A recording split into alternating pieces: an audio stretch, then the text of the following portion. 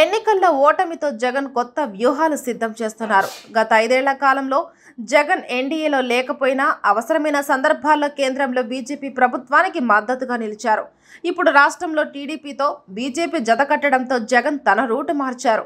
ఢిల్లీ కేంద్రంగా కొత్త రాజకీయానికి వేదికయ్యారు. ఢిల్లీలో తన ధర్నాకు ఇండీ కూటమి నుంచి వచ్చిన మద్దతుతో రాజకీయంగా తనను ఇబ్బంది పెడుతున్న షర్మిలపై గురిపెడుతున్నారు. జగన్ ఓటమి లక్ష్యంగా పీసీసీ చీఫ్ షర్మిల తాజా ఎన్నికల్లో వ్యవహరించారు. ఎన్నికల్లో ఓటమి తరువాత కూడా తన టార్గెట్ జగన్ అన్నట్లుగానే వ్యవహరిస్తున్నారు.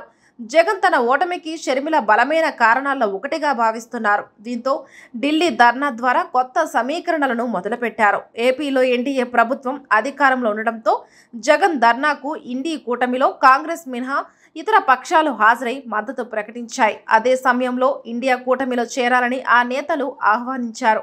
కాంగ్రెస్ కారణంగా ఎదుర్కొన్న ఇబ్బందులు, కష్టాల కారణంగా జగన్ రాజకీయంగా ఎలాంటి నిర్ణయం ప్రకటించలేదు. అయితే వారి ఆఫర్ను తిరస్కరిస్తున్నట్లు ఎక్కడా చెప్పలేదు. దీంతో జగన్ కాంగ్రెస్తో సంబంధాలపైన పునరాలోచన చేస్తారా అనే చర్చ జరుగుతుంది. ఇటు రాజ్యసభలో జగన్కు 11 మంది ఎంపీల మద్దతు ఉంది. జగన్ మద్దతు రాజ్యసభలోనూ ఎన్డీఏకు ఇప్పటికీ అవసరమే.